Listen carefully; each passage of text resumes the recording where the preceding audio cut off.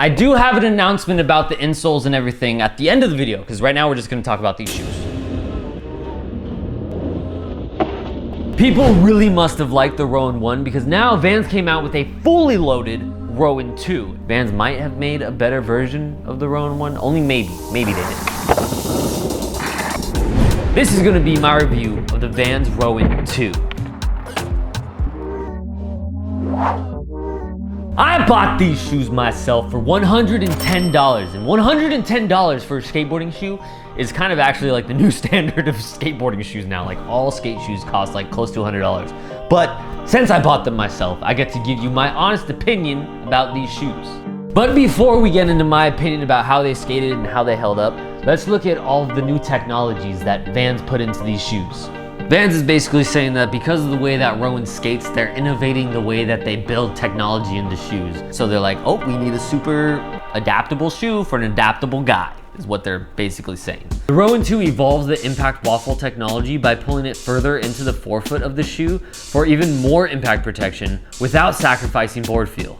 The 6-stick rubber cupsole features a zonal tread design in the forefoot for enhanced grip and board control, with a reverse waffle tread pattern in the heel to increase the longevity of the shoe. Duracap on the upper for maximum durability against wear and tear, also featuring a recycled shock liner. An additional layer made of 98% recycled materials has been added on top of the molded midsole for added comfort. The Rowan 2 was designed with sustainability in mind. Along with all of this super futuristic technology in the new Vans Rowan 2, they also seem to fit true to size. I was really surprised to see that they made this a cup sole, and in addition to being a cup sole, you can see that impact protection. I thought that all of this extra impact protection in the bottom of the shoe would make it kind of hard for me to break them in, but it actually broke in really easily. I was used to them after the first session of skating. The upper of this shoe itself actually felt really sturdy the entire time that I was skating. Whatever they did for the structure of the heel back here is still super stiff, making it really easy for me to put my shoe on and take my shoe off. Because a lot of the times when you skate a shoe for a while, it gets really floppy back here, making it so that you can't like put your foot in and just push it into the shoe, because you start pushing this down and then it just folds on itself, making it harder for you to put your shoe on. That's kind of like a really minor thing, but I actually really liked it. I absolutely fell in love with the way that my kickflips felt with these shoes. The original Rowan 1 had that rubber that went up and over the toe cap, making it so that I had a really hard time with all of my kickflips. But it feels like with the Rowan 2, they made the shape of it more of a traditional skate shoe with that Duracap, making it so that every kickflip just felt nice, felt real good. I've been skating these shoes for a few weeks, and it must be something about the way that the toe cap is shaped. I've barely been able to break through any of the stitches on these shoes. The only piece of the shoe that's starting to break down is around the eyelets on the laces. The placement of the laces themselves is actually really good because I haven't started to break them at all. I am not going to be breaking through these laces anytime soon. I actually really like the overall look and aesthetic of this shoe a lot more than the Rowan 1. It looks more like a futuristic looking skate shoe, and the shape of the bottom of the shoe is pretty crazy looking, but it actually feels like it holds my foot really well. I have a more slim foot, and I feel like a lot of Vans shoes that I've skated in the past are built for more of a wider foot, but with these, it felt perfect for me.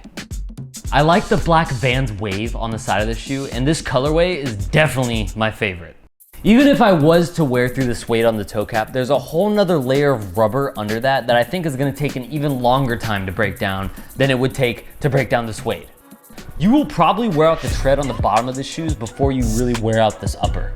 You can feel this impact protection foam on the outsole on the inside of your shoe, as well as see the yellow impact protection foam through the tread on the bottom of the shoe. But then they added that little tiny layer of impact protection insole in here. They said that this was added for additional comfort because the impact protection is pretty much handled by this outsole. This is comfortable for maybe a week, but then after that, you kind of sweat into it and it gets compacted, and it's not really all that comfortable after that. I thought I was gonna have to add some additional impact protection for these shoes, but as it turns out, I didn't really need to. I ended up just skating them as they were, and that was good enough.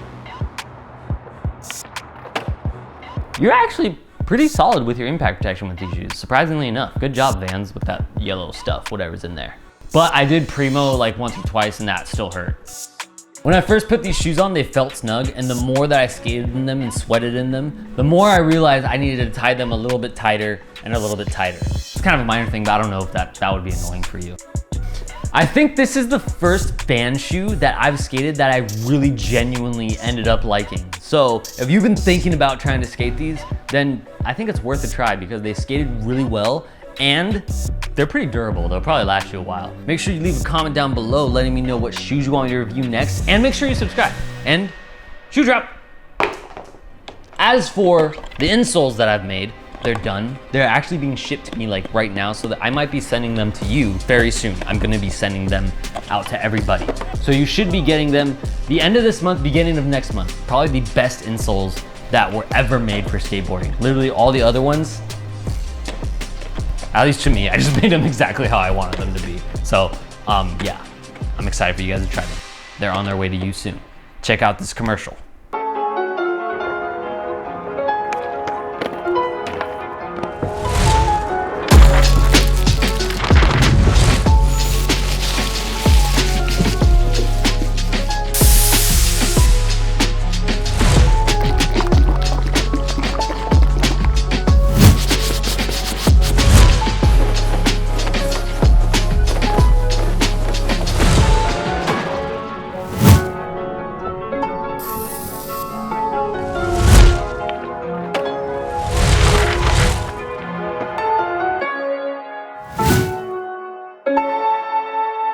The Do More insole is available now and will be sent to you in a few weeks. It took me 2 years to finish making this.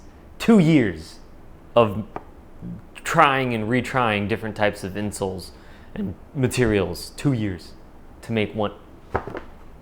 I hope you guys like it when you get them. I'm sending them to you as soon as possible, okay? I love you guys. Peace.